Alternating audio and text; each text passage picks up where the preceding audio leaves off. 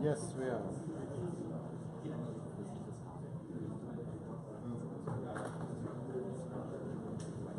All right.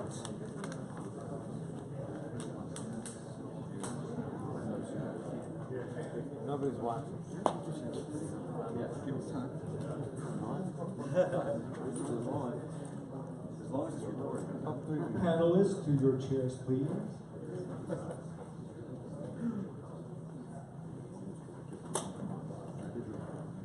Okay. Is there assigned seating? No, I think whatever is simple. I gotta isolate those commercial guys so we don't fight. Oh, yeah.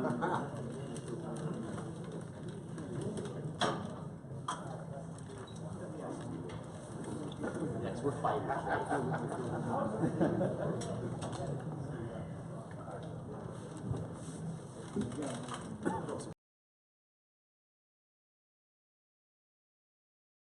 To the first of hopefully many Petrolicious talks.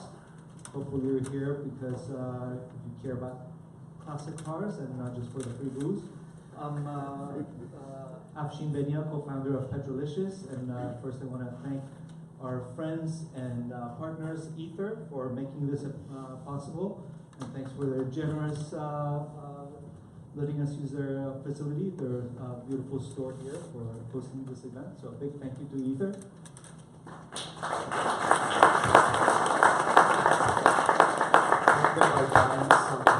Buy something. Please buy something. That's the real thing. Yeah. But it's good stuff, so it's not painful. Buy at least as much to cover the amount of booze you drink. So today, this evening, we have three brilliant guests. Yeah, they, I guess you could call them entrepreneurs, artists, designers, motorheads, whatever they are. They're fantastic people, and they're making big waves in the automotive industry today. So to my left,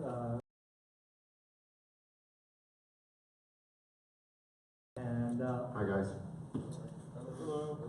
Jonathan Ward of Icon, Howdy. and Rod Emory of Emory Motorsports. Hey guys. And girls. Having seen the guest list, I think it's pretty safe to say you guys all know who they are. Perhaps we could start with a little bit of background about how you guys got into doing what you're doing. And did you just wake up one day and decide this is what you want to do? Go ahead. I've been in love with cars since the age of 4, 5. And circumstance took me into the car design business when I was left school. I trained as a car designer at a university in England. I worked for a car company and became absolutely convinced I did not want to be a car designer. Can we know what car company? Yeah, what car company? I used to work for Lotus in Norwich, which is actually where I was born, so it was a local car company. And I was given a job by a guy called Peter Stevens, who was the boss of Lotus Design at that time. Peter was, this was the late 1980s, so people.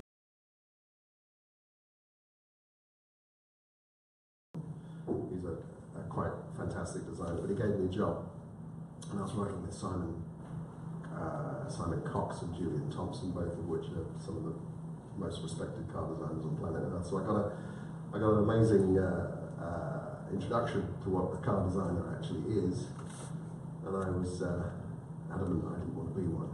And that part of the reason. What turned you off to it? Well, nothing turned me off. Unfortunately, I picked up a guitar and at the age of 14, and yeah.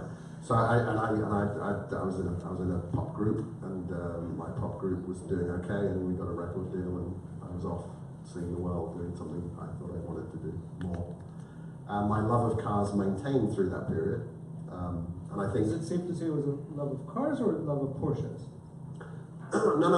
I'm a serial car nut, but certainly Porsche, and especially the Porsche 911, has had a pivotal effect on my life for a number of reasons. But you know, I love cars in general, and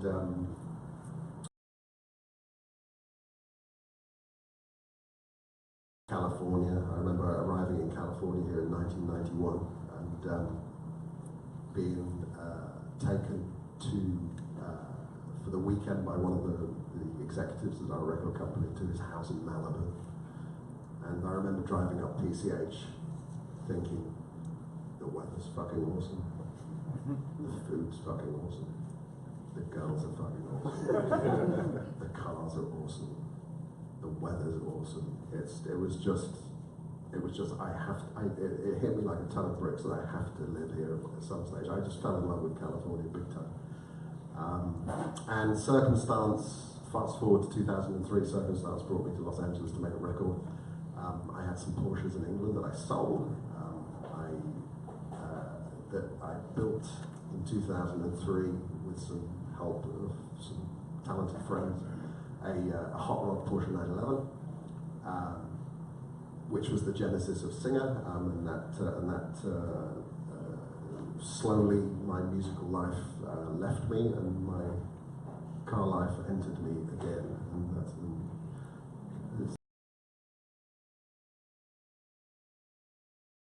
that's my little story. Very nice. Jonathan? There's a surprising amount of parallels there, except I never knew in the environment that I grew up that, you know, being a car designer was necessarily an option. And I was supposed to be a maritime corporate litigator if I followed in my dad's footsteps, but yeah, that sucked. So I watched my dad do it, and I thought, God, that looks boring. And he's working his ass off. And you know, to this day, he's working. You know, there's this vision of security by, you know, following that path and doing what your parents think is right, or being that doctor or that lawyer. And watching my dad, you know, struggle his whole life with a great career in a firm, it just didn't really call to me. And I had a weird combination of circumstances when I was a kid. We lived in the country in remote Maryland, and my parents were, if you ever saw the show,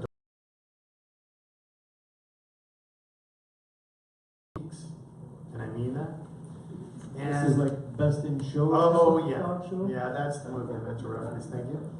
And so growing up as a little kid in that world, a person who bought one of our dogs, whatever, was a senator's wife in D.C., and we were in country in Maryland. And my parents, having grown up in a very small town, thought this is a way for their kids to be exposed to more culture and art than had been offered to them.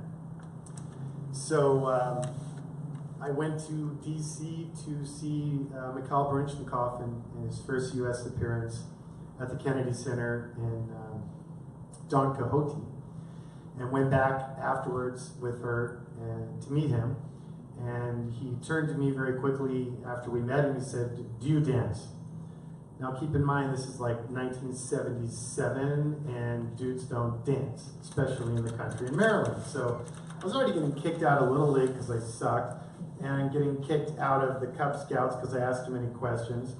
And so I turned and I lied. I said, "No, I'm too short," which turned out to be the wrong thing apparently to say to Mikhail Baryshnikov. Next thing I know, I'm training with the Baltimore Repertory Dance Company, and next thing I know, one of the kids who's like really into it is going to New York City. My parents, again, opportunistic for opportunities for us, say, "Hey, go to New York. You've never been to the big city." Went with them for a cattle call to a Broadway show, got bored, realized anyone could try out, so I had nothing else better to do, so I signed my name onto the list. I copied what everyone else did, and next thing I know, I ended up booking a Broadway show. So my parents, God bless them, were like, "Oh, it's a great opportunity," and oh, Broadway shows, from what research pre-Google they could do, they rarely make it to Broadway, so it'll just be a little summer fun thing. It'll be harmless and good experience. It ended up running for a year and a half on Broadway after a 6-month tour. I did Shakespeare in the Park, blah, blah. It just kept snowballing without any intelligent preconceived plan. And next thing I know, I had a career as a child actor, and it was magnificent. I loved it, incredible experience. And I was never really a kid's kid, so it was a great opportunity to if you had the same work ethic and drive and passion as your fellow actors or cast members or orchestra or whatever, you were given that same level of respect, and I really blossomed in that. And then eventually CBS put me under contract moving to California. Got to California, realized, oh shit, the women are hot, the cars are hot, the weather is hot. And wait a minute, did I just hear someone say you get a driver's license at here, fell in love with Southern Cal, and career kept going and growing, but I had a stalker that got at first uncomfortable and then soul-searchingly disturbing. And I had to carry concealed for a couple of years, and I wasn't famous. I was a teeny bopper. You got a lot of art into it. Wow. I never tell this story, by the way. This is like the first time I think publicly I've actually brought this rat, what he calls it. You made me edit it out of your interview. Okay, I did. I always do. But I don't know why. I wasn't planning to share.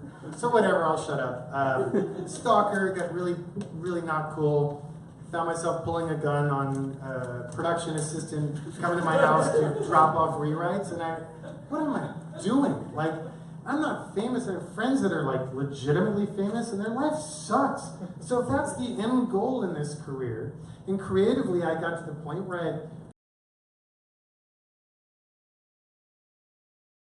and casting sit-ins, and a lot of times I put my heart and soul in a project, and it still sucked. And worse yet, those were the ones that are still being reran, not the good ones. And I found myself on films on location, dealing with the Teamsters, local dudes, finding who's got a cool car. Oh, yeah, so-and-so wants to get himself a new bass boat. He's got a 34 Ford 3-window coupe he wants to get rid of. So I'd buy it and build it while they're on the film, and just loved it. And I trained loosely a little bit, but I've always been artistically inclined, so woodworking and sculpting and pre-Raphaelite painting, oil on wood and stuff. And cars to me were the most interesting, extroverted platform that combined so many different... man in the world. This is the most roundabout way of getting into the car business. And I sailed around the world. So it was like such a cool...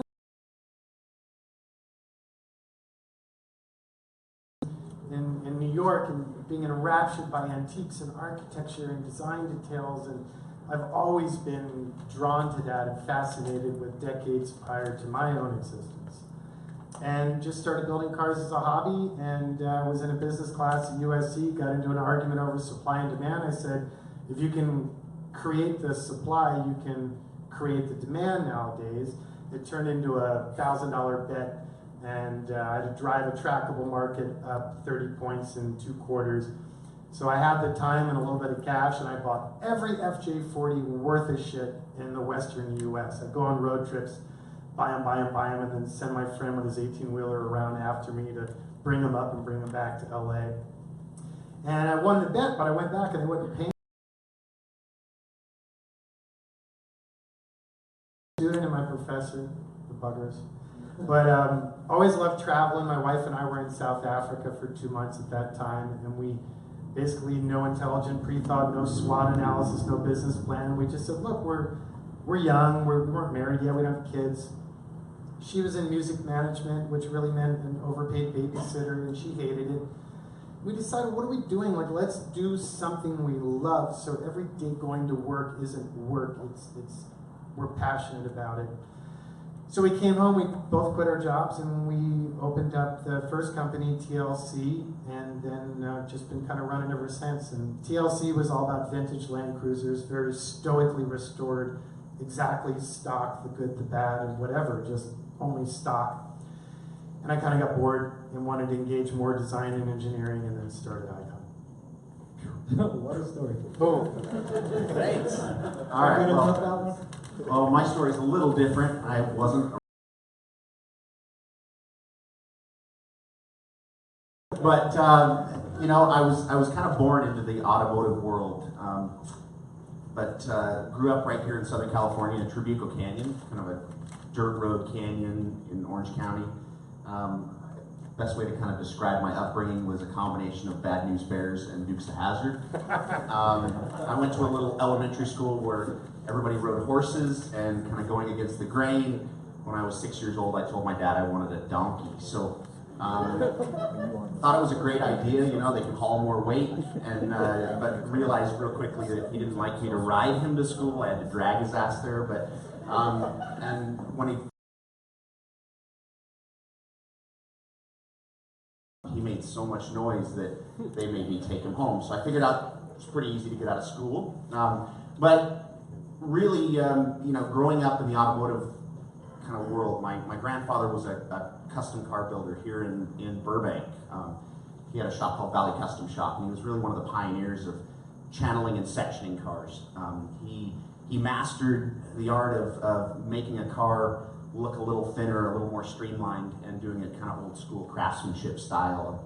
So fortunately for me, when I was 8, skills and a bucket of tools, and taught me how to weld and how to bang on cars. And my dad, when he graduated high school, started working at a Porsche dealership and was the parts manager. My dad wasn't really a craftsman, but a really good design guy. And the skills that my grandfather taught me, and then my dad being in the parts business, as a kid, it was like heaven, being able to go to work with my dad and play with life-size Legos, and they were all Porsche parts. And I would basically try to figure out how to plug parts together.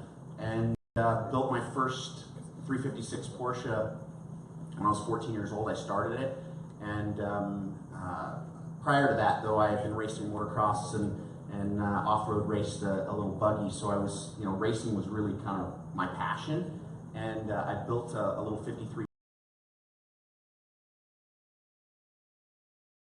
barn find car and started racing that when I was 16 years old, and really realized the love and I guess what an amazing car Porsche had designed, and a platform that they basically just built and evolved their design on over years. And so I was racing, when I graduated high school, I unlike you guys that wanted to come to California, I wanted to get the heck out of here. So I turned 18 years old and was headed to Seattle to go to school. Thought I wanted to be an aerospace engineer, and stopped at Portland Raceway with my truck and my little 53 coupe, and met a guy, came up to me that saw me race and said, man, I would love to learn how to do this. And for me as a kid, you know, I wanted nothing more than to be I could kind of take that passion and turn it into a business. And my business started in 92, 93. I was 18 years old, and I had a guy come to me and wanted to be a race car driver, and I built a car for him, and I'm still building cars for him 26 years later. So it's now I was in Oregon until a couple of years ago. I've got a wife and 2 amazing kids, and so here's my my rock star story, but it's not me, but my son. But he ended up on a Disney show when he was 10 years old, and now he's on the new Fox 24. So he's been in the entertainment business for the last 8 years, and that was the catalyst for me moving my company and my employees and everybody back here to Southern California. So yeah, I've been back here in SoCal for a couple of years, and we've got a great little shop. Actually, one of my craftsmen, Tanner, is back shop every day, and so yeah. Does he get up as early as you do? I don't know. Do you get up as early as This we can? dude's in the shop like at 3 o'clock in the morning. It's ridiculous. I love My it. wife does that too. She's in the shop like your hours. I'm But your daughter's also an amazing gymnast. She is, yeah. I've got a 14-year-old daughter that trains at Cirque School here.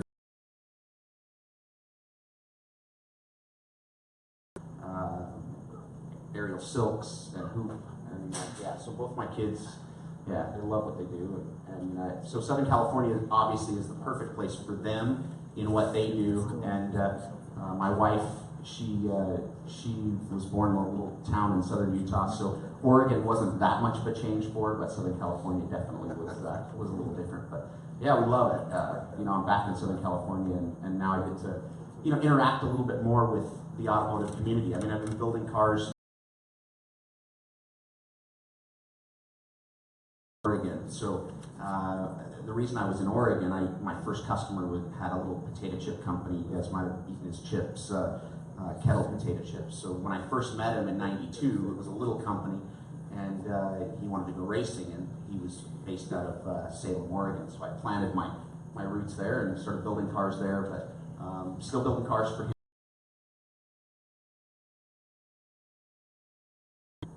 Very cool. All very roundabout ways of getting into the business. So obviously there's nothing new about restoration or race preparing cars or resto modding.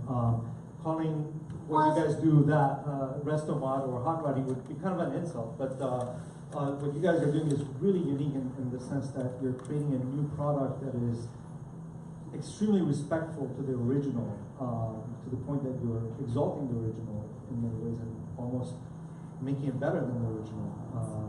Like Rob, you're the singular vehicles, you know, from a distance look like that's what a Porsche should look like, and when you get closer, you realize that there's nothing that's shared with the original. That's shared. It's a travesty. I can't believe you modify these perfect cars. Yeah. No, I mean, it's fascinating hearing these guys' story. I mean, it's I don't know what. There's obviously some common thread between us. I'm trying to figure out what it is. No. I mean, I had a really interesting and kind of rather blessed introduction to Porsche. I was pretty deep in the Porsche community in England in the 90s, and then of course I suddenly found myself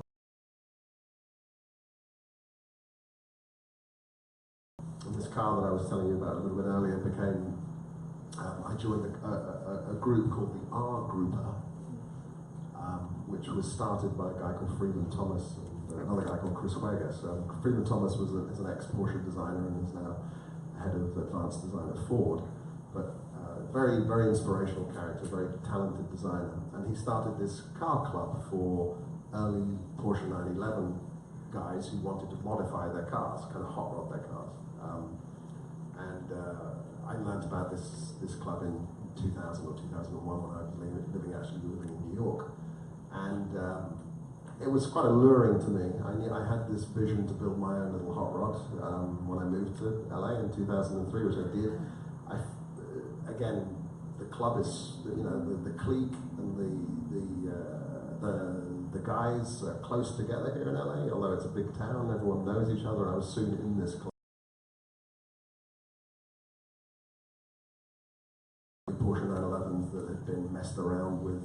Some better than others, some with more taste levels than others.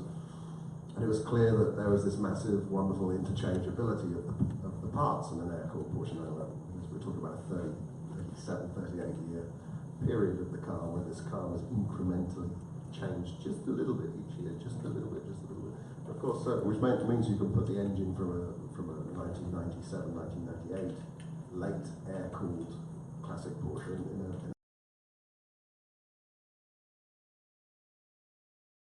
it's the very essence of hot rodding in many ways, and my car was a hot rod in its own way. My car was like an homage to the early racing, late 60s and early 1970s Porsche 911s. But what was interesting to me, I think part of, if anyone's interested in what, you know, where Singer has come from, so it's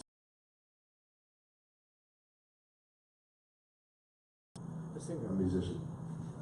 But I was driving around in what was, putting modesty aside, the coolest car in Hollywood. In 2003, 2006, I got stopped 5 times a day driving around town in that car by lawyers and actors and people who knew. Stoned. I was at a traffic light once and someone passed a bottle of champagne through the window. So I'm going to buy a car. That was a guy a guy called, I won't mention him. We've become good friends since. So I was in an interesting position. I was in West Hollywood with a bunch of people who knew what a cool car was, you know, Ferraris, Lamborghinis, Rolls Royces, forget about it. I mean, those things don't even bat an eyelid in this town. But an unusual, cool, nicely executed little hot rod, I mean, this is something that you guys know very well, turns heads. And didn't really know what they were talking about, but they knew. They'd watched the Le Mans movie from 1970, they knew who Steve McQueen was, they knew that it was an old Porsche, they knew that it wasn't a really old Porsche, but a kind of old Porsche, and it was kind of cool, and it was driving around town in the middle of the day, and it wasn't breaking down. And then I was going to this club, the art group, where we were talking about the weight of screws that held shit together, and you know, we were diving deep into the minutiae of this car. So, and it became clear that there was a commonality between the layman, if you like, and the nerd. And in combination between this and starting to see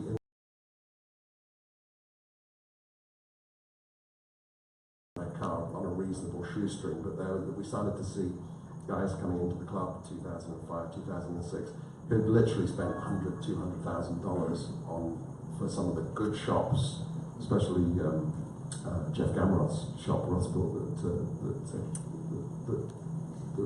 that we know very well, building beautifully executed hot rods, but done in a shop, done very, very well, not really DIY jobs. And these became inspiring to me, and I thought, and to cut a long story short, by 2008, 2007 really, I had been gripped, and I've been gripped 2 times in my life when my band. Somewhere in this 37-year history of the air-cooled Porsche 911, there was an ultimate car that you could that there was a greatest hits car in there somewhere, something that would, and of course, being exposed to people who had their buttons emotionally pushed by my car here in Hollywood, creative people whose taste maybe you could, I don't know, take seriously, for want of a better term, and guys that knew their 1967 and a half 911s from their 1969 and a half 911s. So I knew that somewhere between those two things was some kind of ultimate incarnation of this car that is beloved by millions of people. And the Porsche 911 is in my view, unarguably the most important sports car in the world for all sorts of reasons, whether you love it or hate it. It is in my view. And the notion that why don't we try and restore and modify a Porsche 911 in such a way where it has a reasonable claim, and you know, to be some kind of halo of what the air-cooled Porsche 911 era was all about. And of course, part of that, and to getting around to your original question, actually, is authenticity, and the sense that Porsche, and that was maybe where we've done things slightly differently to other people that might be in the custom car business or things like that. Stop talking. No, please. Since you know, Singer, can I call them Singer Porsches, or am I going to get No, sued? you can't. I cannot. So since Singer vehicles are such a You can't call them that either. You call them Porsche 911. okay, Porsche 911 as interpreted by Singer vehicle design. Yeah, that's okay. Yeah, there's such a personal interpretation of your vision. Isn't that correct? Well, they're not really. I mean, I think the thing that gripped me the most in 2008 was that I was absolutely convinced that my sense of what an ultimate 911 should be like was the same as John's and the same as Rod's, the same as everybody's.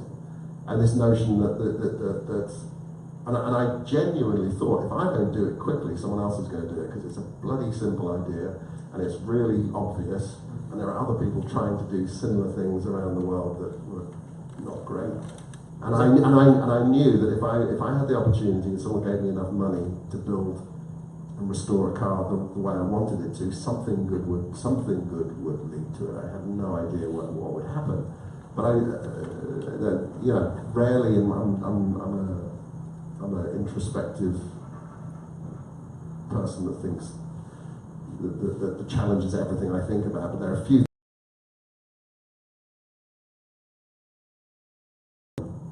And nothing gets in my way. And it's happened twice in my life, and this is one.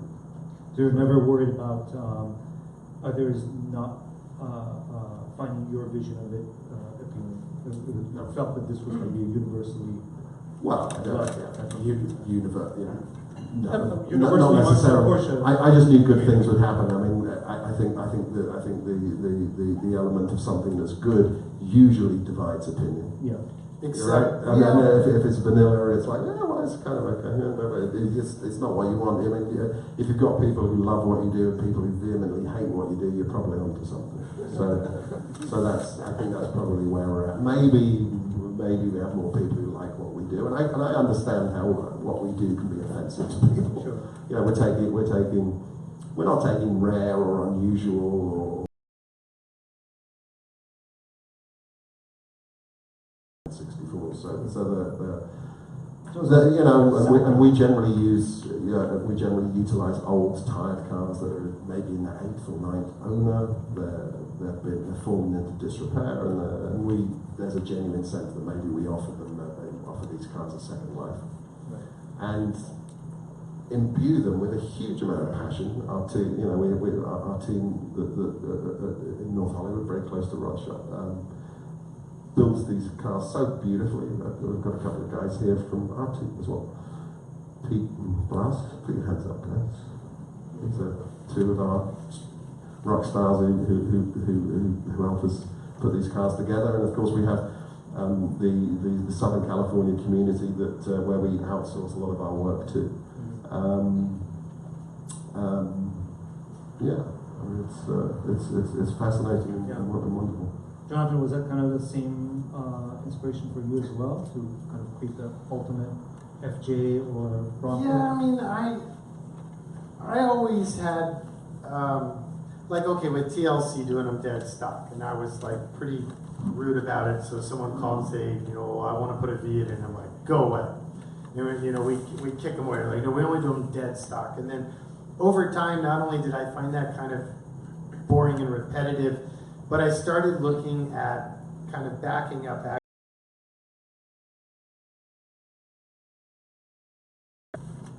Once the style is defined, it's almost like everyone falls into a rut.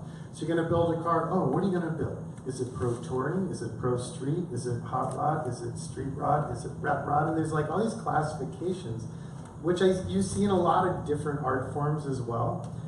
But I kind of wanted to call bullshit on that and say, okay, well, the way guys at that time in the early 90s, they were doing V8 conversions, it'd be a 305 from his brother's wrecked El Camino that was behind the garage, and they'd throw it in the truck and they'd leave the 3-speed. So you were really trading evils. So now, yeah, you had a little bit of horsepower, but you had weight issues and you were blowing up drive shafts, or there was a chain reaction that wasn't addressed. So I always wanted to take more of an engineer's approach to that, to which extent I realized you need to take control over the whole platform. It's like doing a house and leaving the chimney versus trying to get away with, handles and HVAC and a skim of paint. And I found it really odd that I was seeing this odd convergence of resources coming together that would make the end product so much better and the business model more feasible than ever in our history. At the same time, I was seeing Bertone and all of these classic custom car houses. They're either gone bankrupt or a shit.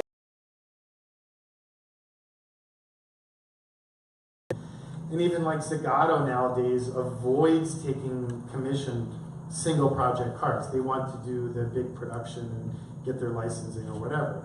But to me, with reverse engineering, low volume manufacturing, I saw this perfect storm of capabilities coming together. Right at the same time that I finished building the prototypes for Toyota of what became the FJ Cruiser. And no disrespect to Toyota, but I saw them taking that in a direction that wasn't what I envisioned. So I went back to Akio Toyota, the board at Toyota, and said, I have this idea. My wife came up with the name Icon. And I said, we want to celebrate the history of the Land Cruiser and other marks.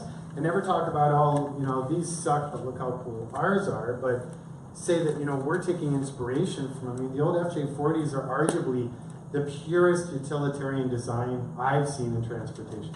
Every last cage nut and hinge point, everything is so thoroughly thought through, it's phenomenal. So I just wanted to revisit that in a modern context, was the whole idea of it. My problem became, and like you said, those 2 times in your life, that happens way more often to me, unfortunately. I get a little possessed and monocular. But I got to the point with the Icon FJ40 idea that other than pencil sketches, in my brain was a fully functioning 360 rotatable, zoomable, in-depth CAD model. And I've had this happen several times in my life where something is, I'm obsessing on it to the point that I'm sleeping and I'm dreaming out that creation or I'm gonna rot. So I just built it. And TLC was going strong enough. I took 1 key employee and we took a separate little 1,200 square footage area to tell them what we're doing, and we just did it. When I was finished, I was stoked, and I felt people would definitely appreciate the perspective and what it did. But then I went back and added up what it cost to build and said, oh shit, this is not gonna fly. There's no way in hell people are gonna go for this. And I was really, for about 3 months, I was at a standstill and really stressing out. Like, do I not do a marine rated 50-52 aluminum Teflon coated body? Why don't I just do a fiberglass body? Or should I not do purpose-built axles down to new castings with proprietary 4-wheel disc brakes? Disc brake, drum brake, repurposed Jeep axles, why not?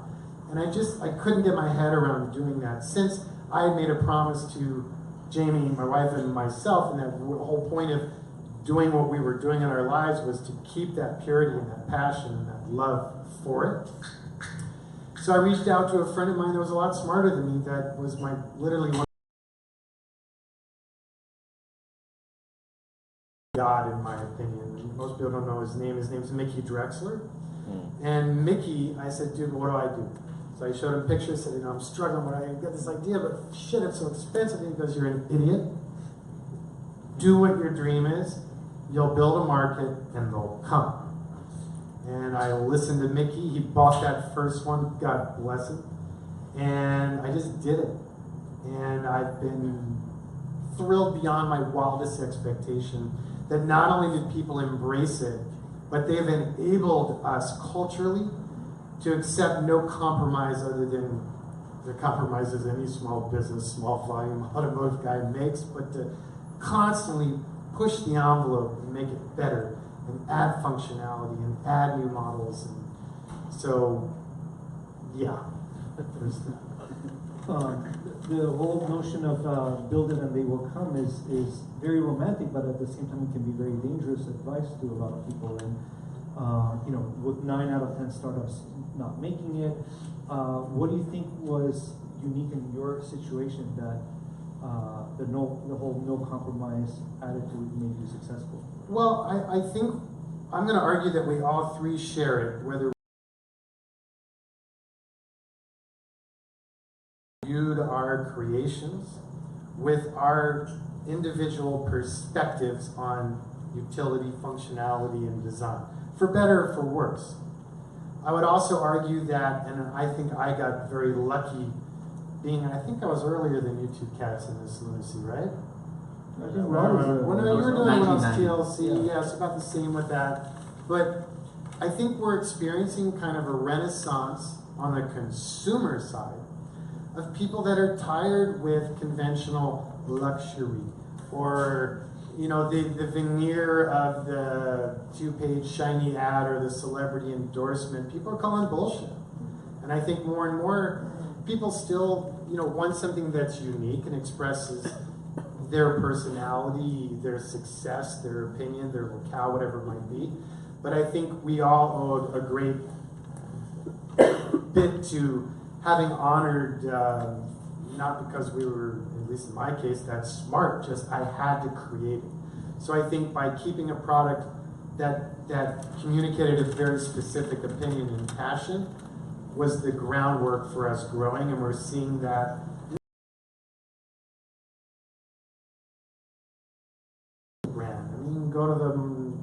and there's plenty. But it was their passion to say, no, that's not good enough. I want to do it this way. I've got this vision that allowed this brand to exist. And there's a couple guys in the room that I know that have done the same thing, and in furniture and leather goods and on and on and on. I think it's a beautiful time where people are starting to look a little bit deeper and look for products that have more purpose, more longevity, more heart and soul. So I think it was a lot of that combination. Yeah. And Rod, in your case, your genesis was more kind of collaborative with your clients as opposed to just putting out a product and hoping somebody comes and buys it, correct? Because you were doing things around motorsport and what the client specifically wanted. Yeah, I mean, really early on, you know, my dad was in the Porsche parts business of selling restoration parts for people that were restoring cars to like full Concours specifications. I mean, in the 80s, it was really, you know, Concours was really becoming a thing. I mean, it did kind of in the 70s, but as the cars, you know, started to show their age and weather, you know, it was really in the 80s when people were, you know, going crazy to overdo the paint and, you know, do everything better than they even were originally. And, you know, as my dad's selling parts to these people, he got kind of, you know, tired of seeing the same cars at the car shows, and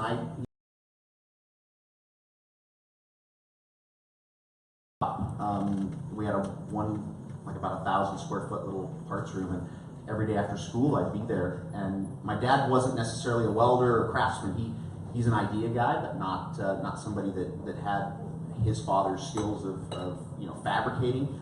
And fortunately for me, I had been on a drag race team for a couple of years as a kid. I you know, was a top fuel engine mechanic at 12 years old and traveled all over the country. Learned how to machine parts.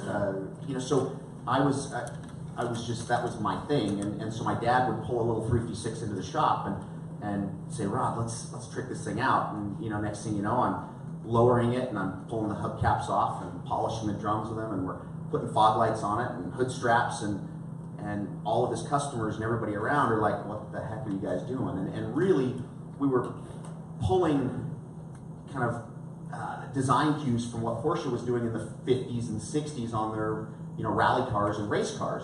But it's almost like everybody kind of forgot that that's what, you know, Porsches were designed to be, you know, like the people's sports car. You know, it's like the perfect car that you can do anything with. You can, you know, put race tires on them. You can drive them to the track and compete and be very competitive in them. And so really, you know, my love for these cars started because I saw that you could just be creative with them and have fun. And it was more driven by just seeing how much faster I could make them. And, you know, and then when I got my racing license at 16 right here at Willow Springs, I started to see the potential in kind of this little 356.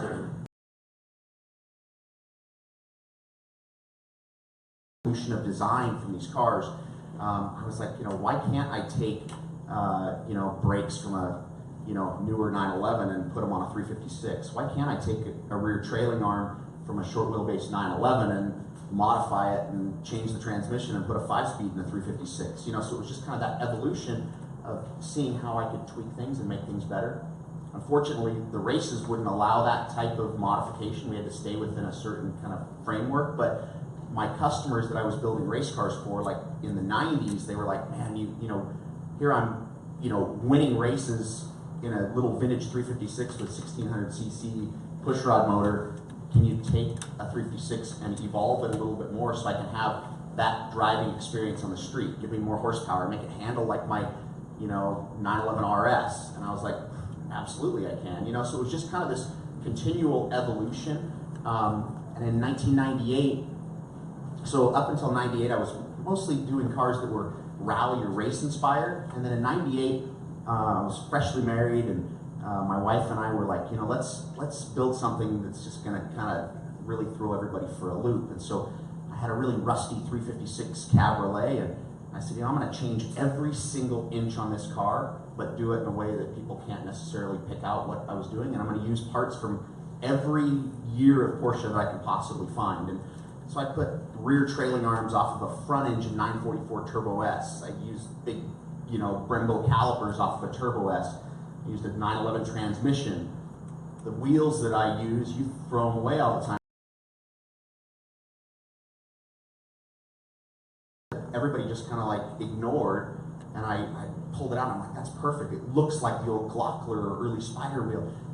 Widened it to a 7, and so it just started kind of taking all these parts and pieces, and I created what I call my Emory Special, which was the first car that I did where I changed every aspect of it, hooked a little trailer onto it, and my wife, and at the time my 3-month-old son and I, right out of the box, the car was done, and we drove it to Monterey with 3 test miles on it to get gas, towing a little camp trailer, and then following that up with a 5,000-mile trip in a 356 towing a camp trailer with my wife and my son. You And still have that car, don't you? still have the car, and I have the little camp trailer. And that was kind of that point where everybody's like, wow, these cars really are amazing. It just came from some different model of Porsche. And that was 98, and ever since then I've just, you know, I don't really see any boundaries from the standpoint of what parts I can use.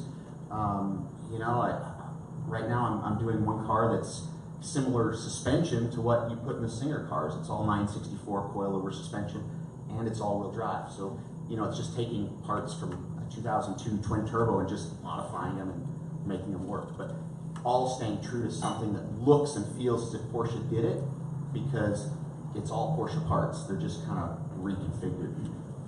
So. Very cool. Well, it sounds like all of you are, you enjoy the artistic side of this a lot more. Tell me about the business side. Is that something, tell me about your growing pains and how you kind of managed to balance the fun stuff with just growing the business, staying profitable, and so forth. Profitable. I don't know, where do we start? When we had, speaking personally, when we started in 2008, I was convinced that Singer Vehicle Design was a design company. That's why we called it Singer Vehicle Design. And that if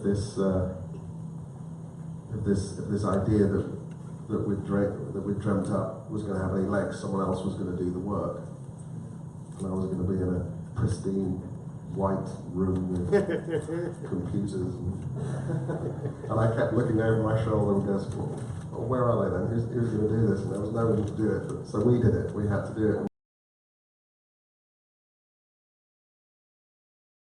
And now we have 70 people, and that's just our fabulous team in North Hollywood that just does what we do in North Hollywood. And then of course we have 150 vendors and suppliers that do spectacular work to make us look very good. And I spent 7 years of my life driving around Southern California, beating people up, trying to get them to take me seriously, to prioritize our work, my work, so we could slowly restore these cars in a way that I wanted them restored to the quality. These are probably subcontractors who are doing work for much bigger clients that are getting almost no attention. But at the same time, this is the very reason that we exist as a company, because we are here in Southern California. I've kind of said that, I've heard myself saying this many times. Singer wouldn't exist without California.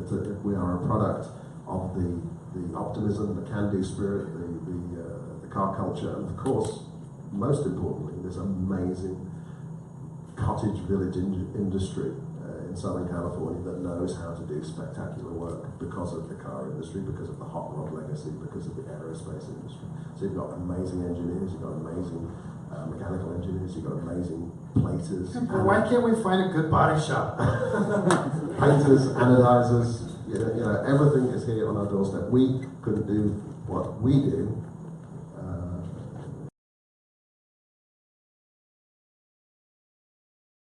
up in Oregon or down here in California. But we need this support network, like we need that oxygen, the people that we don't do everything at our shop. Our guys, you know, we take sub-assemblies, we take engines, we take bodywork, we take things and we make it into a whole. But a lot of that work is done by genius small shop artisans, some bigger than others, and of course to go to the growing pains. You know, when you know, if a lot of people want what you're offering, and what you are offering is incredibly difficult to produce and makes no business sense whatsoever. To Jonathan's point earlier on, because what we do, I mean, we spend over 4,000 hours doing these cars, and we should be charging twice, literally. I mean, literally twice as much as we charge. Rob charges properly, we know. But you know, the margins are slim in terms of it being a business, and we knew that, and we knew that, and of course we've got a little bit of traction, as they say now. So we've got maybe more people in the world know who we are now, so there's been a navigation of pragmatism, keeping the quality impeccable, trying to keep the business going when there's, you know, it makes no sense.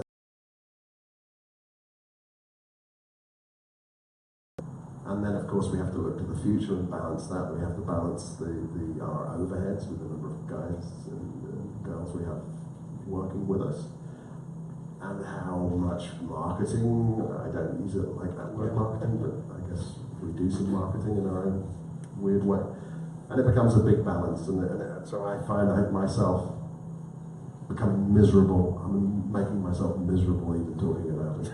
But it's misery for me. It's a bit miserable for me. But what our company has managed to do in the last couple of years is start to hire some talent that has specific abilities in very specific areas. In a sense that we now need to. Literally, we made this up as we started along. We started with 2 or 3 guys. We were making it up. Now, to build cars.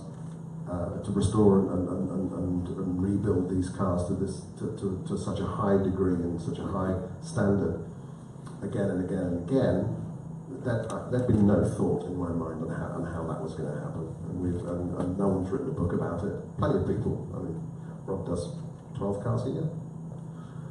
You know, our business will not. How many cars are you guys doing a year?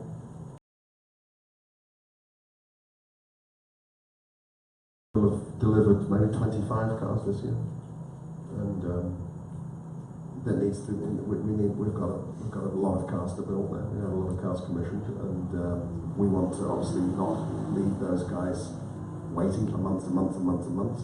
Currently, we're about 18 months from taking the commission to delivering the car, which isn't really where I want it. It would ideally be a little bit shorter than that. And we need to double. We need to do a lot more cars next year, which we will. And we need to have some new ideas, which we do have. We've got a very big idea coming out next year, which I'd love to tell you about, but I can't. But that's going to be a big thing. And you know, we've got our little 5-year plan of what we'd like to do, and we've got, you know, I mean, it's. You sound very annoyed by all that. Well, you know, it's like you can't, once the idea is settled, right? This is what to Jonathan's point, you can't get it out of your head, and unfortunately, we're not one-trick ponies, and unfortunately, there's a whole list of stuff that we have to get into.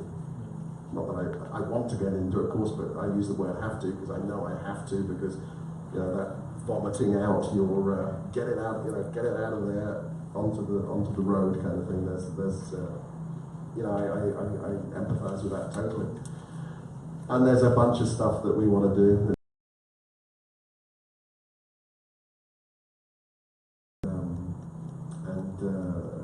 You know, building upon, if we have a reputation, building upon that, and proving that the cars can be even better, which they will get better, trying to figure out that battle between spectacular quality and not having people waiting around for their spectacular quality for too long. Yeah. That's basically the challenge for us. And Rod, I think you purposely contain your growth, right? You'd like to keep your team to a little. Yeah, I mean, we're a little lower volume just because of the nature of kind of the work we have to do on these cars.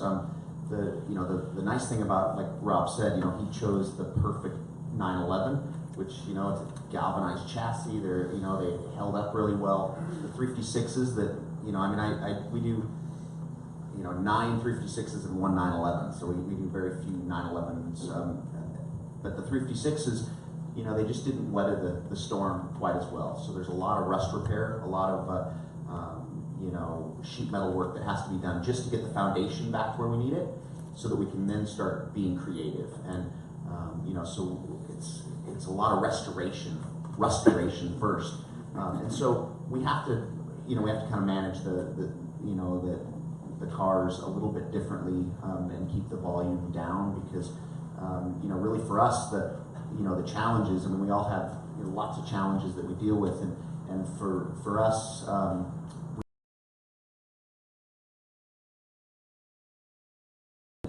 you know, team players that I can bring in and give them the right tools and the right education and the right, you know, environment, so that they can really, you know, learn these cars. You can't just you know, pluck somebody out of, you know, fabrication school and have them go to work on these cars, because it's all you know, they've got to be artists as well as fabricators, because every shape on a 356 is more of an organic shape than it is a, you know, you know, hard line. And so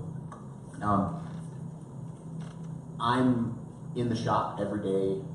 What I love to do is work on the cars, which is why I get there 2 or 3 hours before everybody else, so I can kind of get going, and when everybody shows up, you know, I can at least know that I at least got 3 hours worth of work done if my phone rings and everybody starts showing up. But I'm in the shop every day so that I can be answering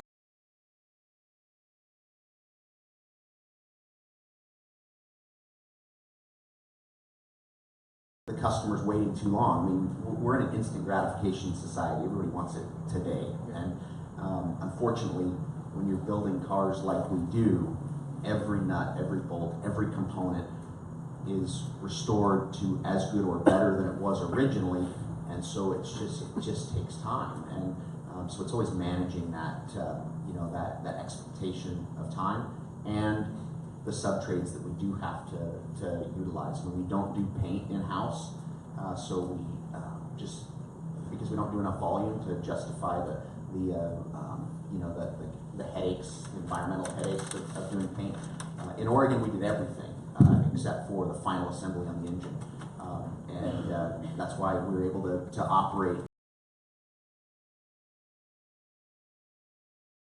UPS is our lifeline, but we did everything in-house. You know, a team of 14 guys, and we do, you know, 10 cars a year. Here it's a little different. You know, we sub out the, you know, the paint, which has its challenges, but we do pretty much everything else except for the final assembly on the engine. So it's just managing all that, you know, and dealing with you know, that same desire to want to always be creative, and you know, every one of my cars is completely different than the other ones. So from a stylistic point of view, the cars are physically look different, but we have streamlined the running gear and the, you know, brakes and the wheels and all the stuff underneath the skin, very similar to what, you know, the platforms are that they have, so that we can speed that process up. But yeah, it's just managing the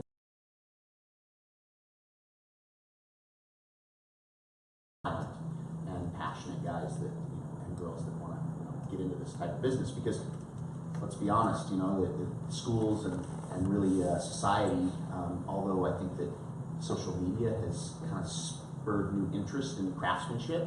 You know, we all have the ability to share now. Thank God. Like, yeah. the criminalization of blue collar is Yeah. one of the greatest travesties, I think, of our generation that I've witnessed.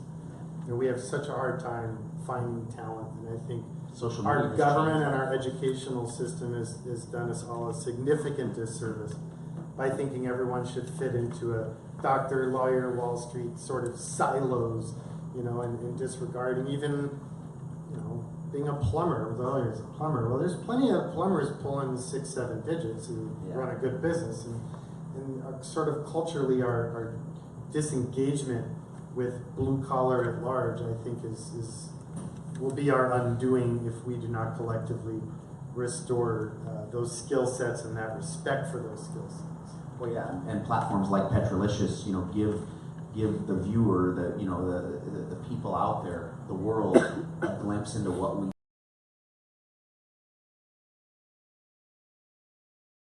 I can, take somebody like Tanner that's here in the audience that grew up in a family that were craftsmen, but making clothing and patterns, but he saw metal as something that he wanted to learn, and reached out to me 5 or 6 years ago because he loved Porsches, and ultimately came on and is one of our metal shapers in the shop.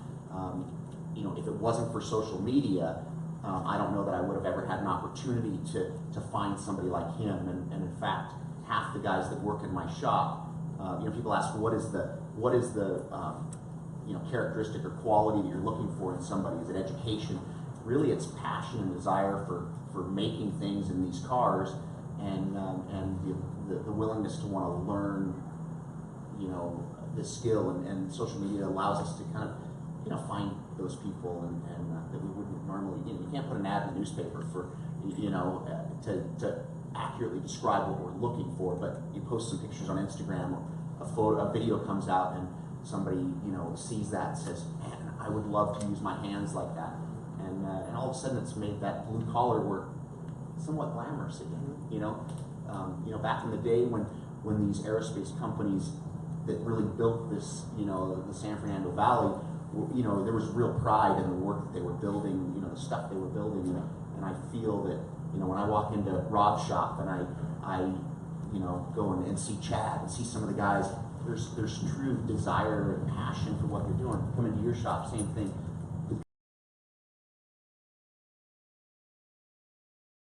One of us, and every one of them has as much passion and desire as we do, and that's what I love about the business that we're in, is that we give these guys that ability to be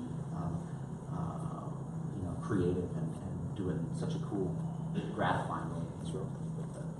Yeah, I find it really cool that use the tools that your grandfather gave you. You want to talk about that a little bit? Yeah, so when I was 8, 9, 10 years old, my grandfather had a body shop, and he has a metal dolly that you put on the back side of a panel and you hammer on the other side. And so when he passed away in 2004, all of his hand tools that he taught me with came into our shop, and now all the guys get to use those each and every day, and it's really it's kind of like the passing of the torch of old school craftsmanship. And we all utilize technology to recreate 3D scanners and 3D printers, but at the end of the day, they're all hand built cars, and we go back to those craftsmanship skills that the grandfathers of the people that are working in our shops, or the fathers passed on a lot of that. Rob, I know you can't talk too much, but can you talk a little bit about some future projects that are coming out? A little bit, yeah, for sure. We will, Singer will always be Porsche for us. So everything we're going to do is going to be Porsche.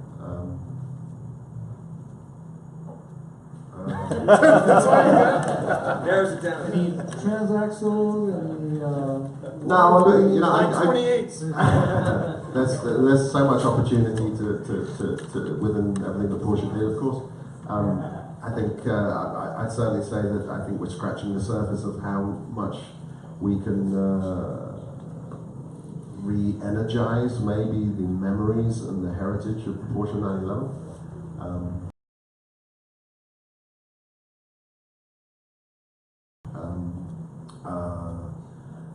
And I do feel that every car cup we've been approached by 3 or 4 major car companies to. Are there only 3 or 4 major companies? Probably, yeah. It's a good point. Controversial, but a good point. To how can we reimagine our heritage? And this is the thing these days. We've got a demographic of young kids who are becoming increasingly disinterested in cars. There's talk of cars driving themselves, talk of electricity and everything else, which is all, you know, the march of technology marches on, and standing in the way of it is crazy. But linking these sepia-tinted black and white photographs of guys killing themselves in 1940 and 1950 in old racing cars and making that relevant to people today, I think we're all three of our companies are doing that in our own way, making it relevant for the 21st century in some way, and linking that heritage, which is becoming increasingly, it's like looking at pictures of cowboys, looking at, I mean, Rod has just finished restoring the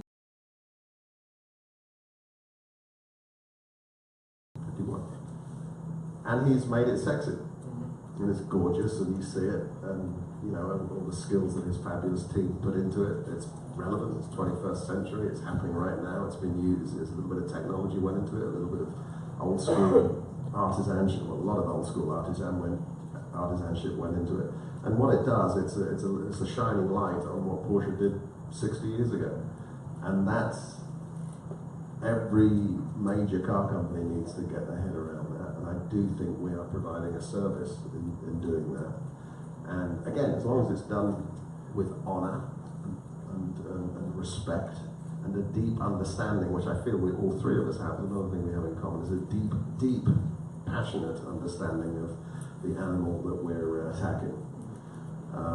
And never a single focus group. No, Ever. I mean, I think all three of us drive our companies without too much committee. You can afford one of yours. I can't drive. No, when I say drive, I mean drive the company. Oh, the company. Others, you own a singer. I'm impressed. Right, yeah. Aspiring. But I do think this is important, and you know, I think we've all proved there's a business model here to get nasty business-like about it. If you build stuff that is spectacular, and if you stick to your guns, and if you're patient, they will come. And they being the guys that want something special. And obviously, usually they have a spending power that we don't all have, for sure. But the opportunity to do something properly spectacular, which usually when it involves cars is unavoidably expensive.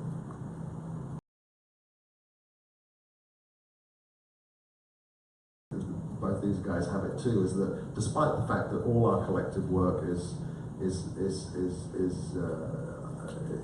beyond the reach of a lot of people, we have not ostracized ourselves from the grassroots where we came from in terms of the Porsche passion and the passion in the cars that Jonathan deals with. And for me, I'm a grassroots Porsche guy who absolutely cannot afford one of our own cars. But I think, and this is the thing, through the technology of the internet and social media and everything else, we have managed to get our message across in an unfiltered way, without marketing departments, without anything else, with the fabulous support of entities like Petrolicious that tell our story unfiltered, and go and stick a camera in front of Rod as he hammers on metal, and Jonathan and me, and you know, suddenly what we say, I can click a switch now, and hundreds of thousands of people will know something about what I've got to say. It blows my mind, and that has changed everything. It really has changed everything in terms of how people can shoot for the stars in terms of quality and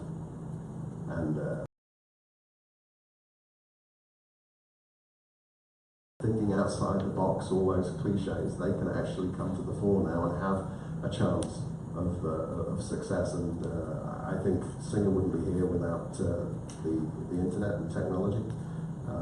We would still, no one would know who we were. We would, you know, we pride ourselves of never having advertised anywhere in our whole life. For me, advertising is an admission of defeat. and we don't advertise.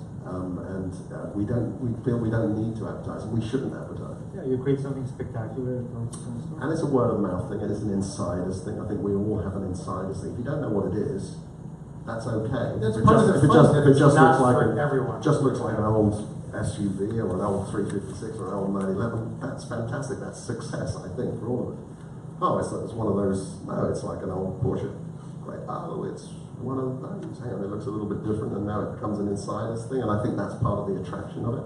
These guys, one of our clients, have had the usual cars that one might expect in the garage or the collection of someone who's got a bit of money to spend on cars, and they usually get that finger from people in traffic.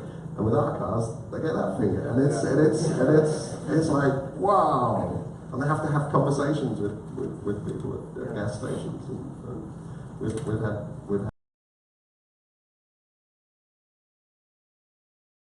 over 20 miles just so they can pull up to the driveway and have a chat and take some photographs of the car. It's just I got the ultimate story of that.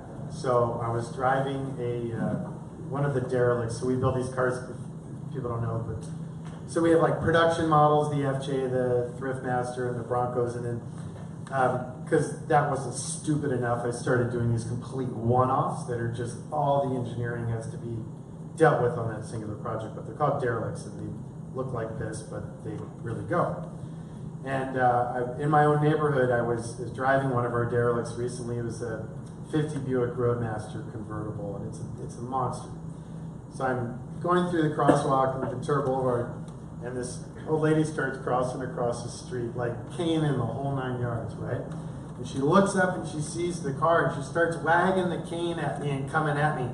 And she taps the cane on my door sill, and she goes, "I lost my virginity in that very car." And just turned around smiling and walked away. Like, that's where it's at. You're not going to get that in a Lamborghini because it's physically impossible. So I mean, the future products, future plans for Icon, I'm honestly feeling like I'm living the dream. I'm very frustrated that I can't seem to get caught up and reduce our filth. That business owner's worst nightmare is someone calls, they're drinking the Kool-Aid, they're ready to go, they want it, they understand the price, they're down, and I go, well, those are sold out until Q2 2019. And in 80% of the time, they're gone. So that sucks. Yeah. But at the same time, I think I feel a responsibility to keep growing the brand, keep communicating our passion, and keep reinventing what we do and how we do it. So like the FJs, like I drove one tonight, that's the prototype of the Gen 3. So it's the third generation that's full of like 4 dozen questions nobody really asked, but stupid ideas. I had to further the religion of what we do. But I don't want to get pigeonholed as a 4x guy. So like most of the one-offs that we do, 90% of them are two-wheel drive, daily driver, passenger cars. And I just started our next sort of production Icon model last week. And it'll be 60s, 70s two-wheel drive passenger car. And we're starting to play with more and more electric. We're on our third pure electric platform. And I think the concept of vintage revisited for modern use and apply it to other realms of industrial design. I have no degrees, no authority to be doing what I'm doing, so why can't I do that too?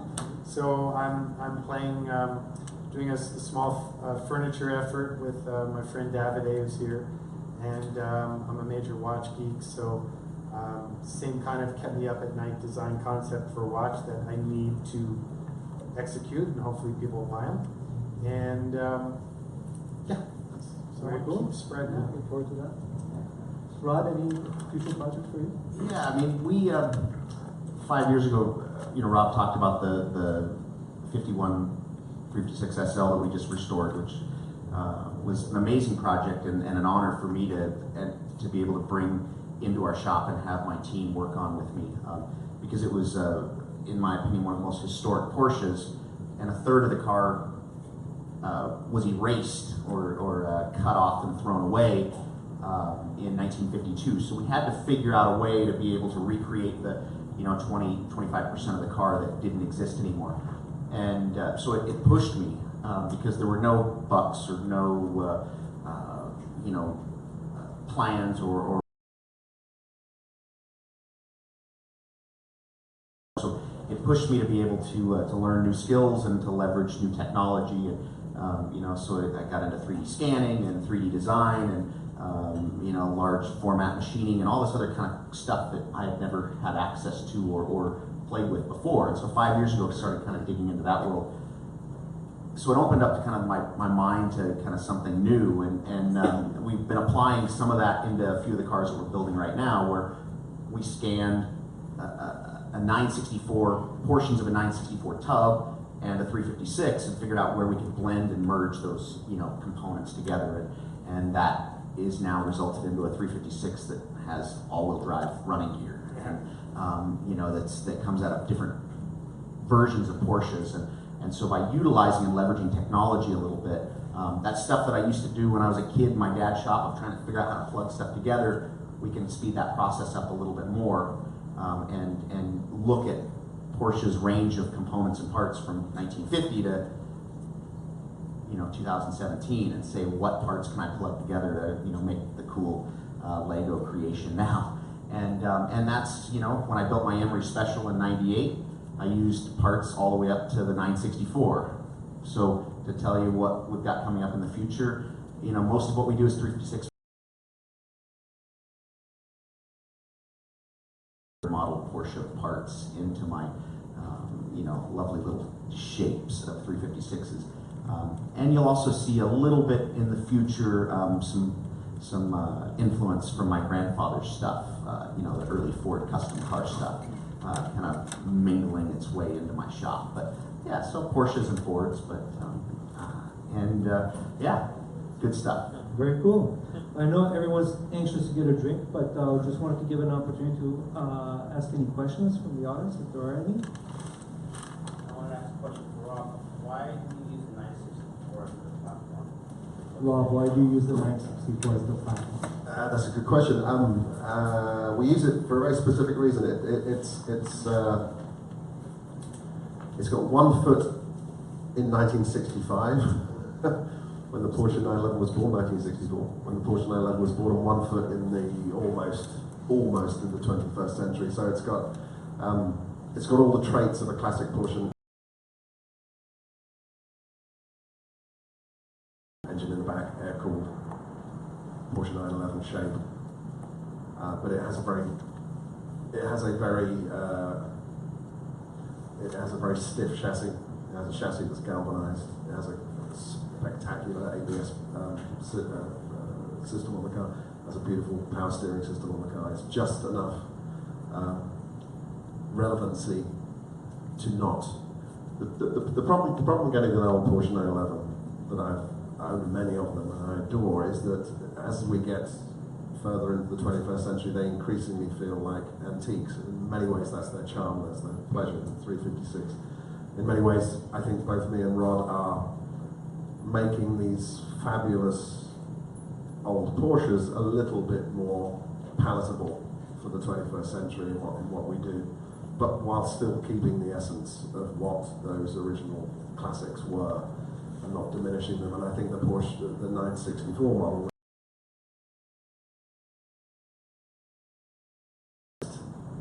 mix of old and new that Porsche did themselves. This was a car that took Porsche 6 weeks to build.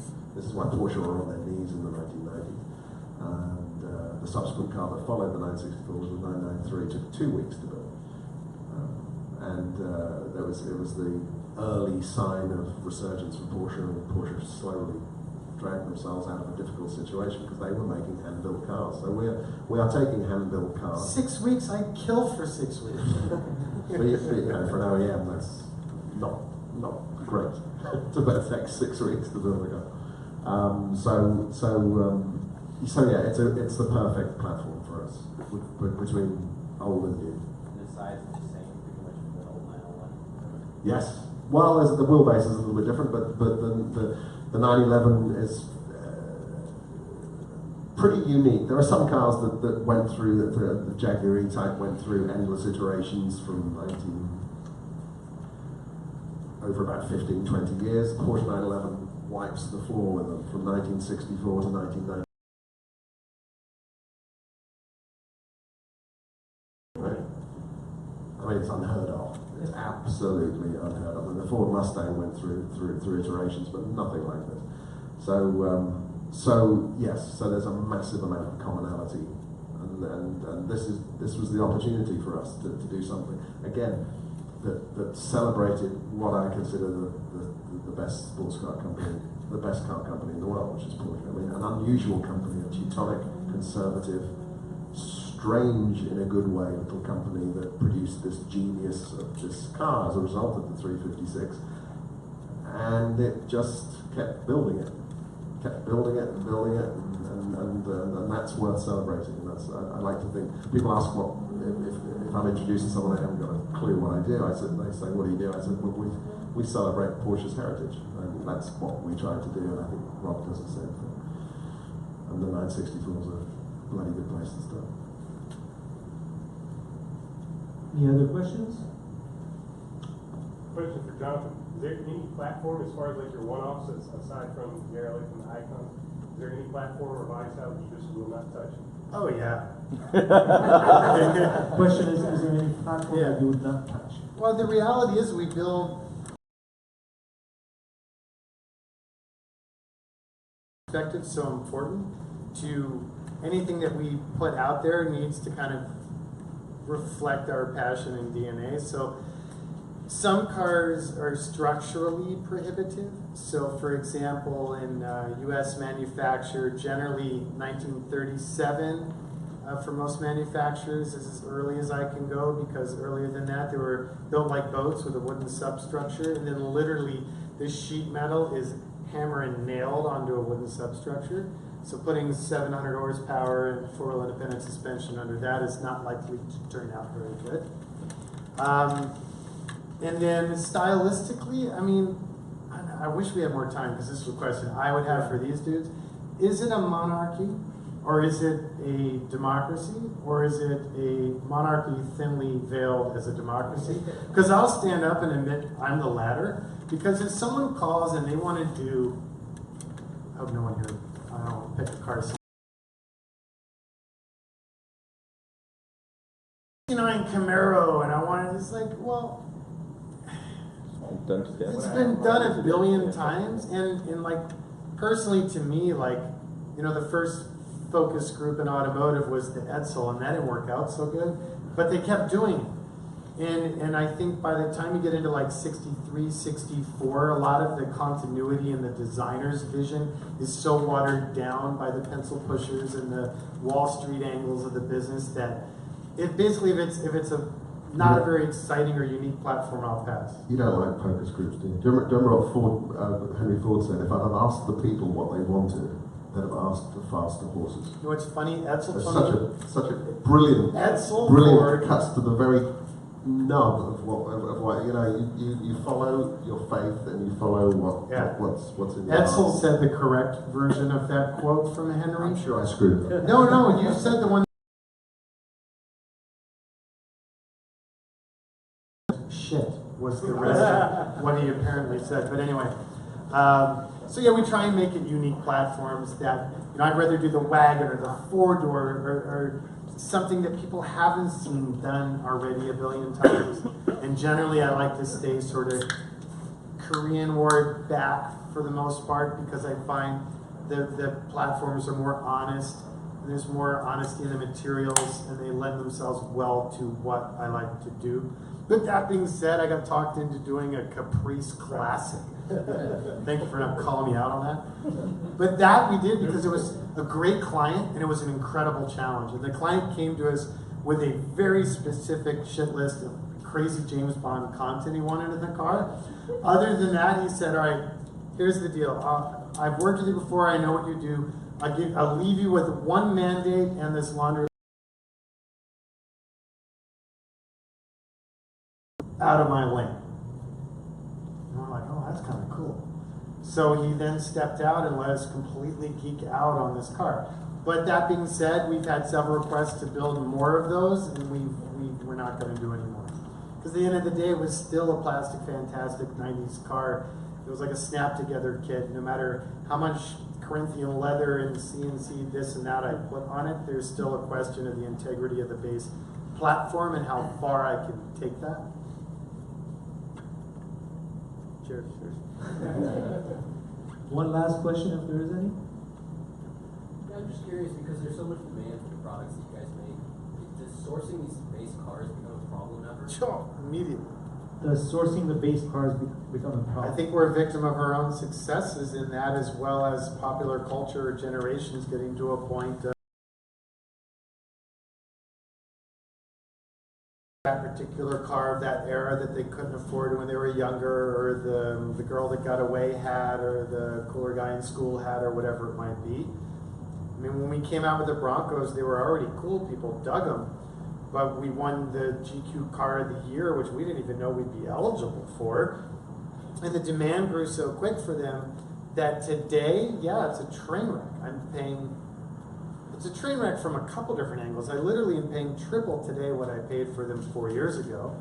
And I get people that are pissed off at me because I made their truck worth too much money.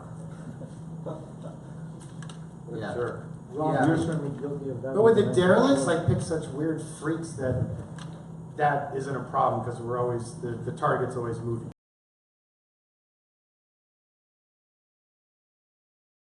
I'm so excited to get started. But it's this 6-banger. So all of the traditional Resto, Pebble Beach guys are like, oh, it's not the Lincoln 8. So they wouldn't touch it. Meanwhile, I was thrilled to get it. And the guy who owned the car put like 50 miles a year on it because it sucks to drive. Which struck a chord with me because it's kind of how I look at finding cars. You know, we're saving cars that most people would kind of dispose of. You know, but like a lot of the cars that we start with are rustier or you know, missing the you know, a lot of components that somebody doing a full Concours restoration wouldn't even consider. You know, it's like when you're doing an original car, you know, everybody wants numbers matching doors and numbers matching engine. And the cars that we're building, same with Singer, you know, we don't have to have that original engine, that original, you know, component, because some of those components we're not going to use. So we take some of those components and help other people do original restorations. And so it's, for me, it's opened up a little bit more of a window for finding cars because we're not looking for that. That's cool. Because, like, I think you're probably suffering more what I'm suffering, which is the general popularity of them, and especially these damn auctions. I hate car auctions because suddenly a car is, ooh, it's popular, it's cool. So now here come all of the scoundrels and pirates who will grab a pig out of a ditch, put shiny. Well, I think, yeah, I mean, we definitely have to work our butts off to find the cars. But I think the point I was trying to get is that we're saving cars from, you know, being destroyed, you know, or being cut up. You know, years ago, there used to be, you know, boneyards all over the place, you know, with 356s that were cut up into pieces to use that nose panel on this car and the tail panel on this one. And now because there's some decent, you know, restoration panels that are being built by some of the companies, those cars can be saved, and then shops like us, we can make the panels that are missing. And so, but we work hard to find cars, and social media has actually helped us in that respect because, you know, people, you know, see, okay, these guys are building cars, and maybe my car. We're actually saving them. And the one thing, though, that it keeps us all honest is that, you know, you can find out what these cars are worth. So, you know, I always, you know, somebody will call me and say, oh, you know, I've got this 356, I want to sell it. What's it worth? And, you know, sure, there's always that, you know, you'd love to just say, oh, it's worth $500. But the reality is, I tell them straight up, this is what it's worth. This is what it's worth to me. This is what it's worth if you were to put it on eBay. And you make the choice of, you know, what its fate is. If you want to deal with, you know, 500 Craigslisters, you know, banging on your door to come and look at it, then go that route and you'll probably, you know, sell it for another $5,000 or $10,000. Or, you know, this is what it's worth to me. And just kind of keeping it real with them. Yeah, I mean, the cars are getting harder to find, but we're utilizing the tools and the resources that are out there. And From our friend James. Jonathan, I've been to your shop before, very impressive. The FJ40 you built, it seems like you discarded virtually every single piece out of the donor car. I mean, new chassis, new sheet metal, so on and so forth. Why do you even need a donor car? Just for the VIN number? Yeah, It's, you know, there's new laws that promise to make this easier for us. But currently, the only way it can work legally is you bring me an old Land Cruiser, or I sell you an old dilapidated Land Cruiser or Bronco or whatever. But it's specifically with the FJ. I sell it to you as is, beat up condition. Here it's yours. Then you hire me as a shop under the commercial code, under the ICI, to build it to the specifications that you define. got it. As a design geek and engineer geek, I kind of more and more, like, you know, the first 20 or so FJs ran the original ecliptic leaf chassis.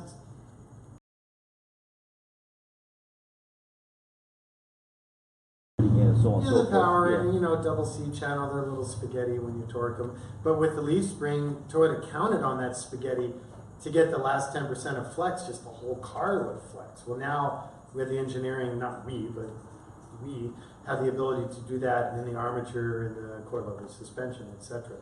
So yeah, it's legal.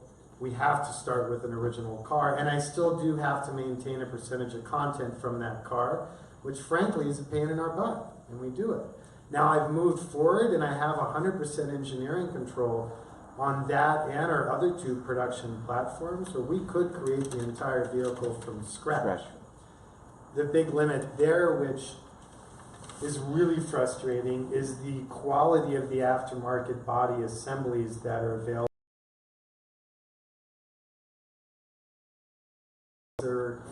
They'll license anyone whose check don't bounce, and they do zero quality control on their product. With their predominantly just a downright train wreck. Yes, a fender, yes, a floor panel, but you try and use their entire assembly, it's rearranging deck chairs on the Titanic. It's just an absolute disaster. So I'm hoping to see the aftermarket industry evolve and you know, for example, grab onto superforming is pioneering, amazing what it can do for our industry. If the right people will come in and make that investment. I'm not that guy because my volume, I can never amortize the development of it. But yeah, there's new federal laws that we worked very hard to get passed and Obama signed in last year that will create a new class of ultra-low volume vehicular manufacturing.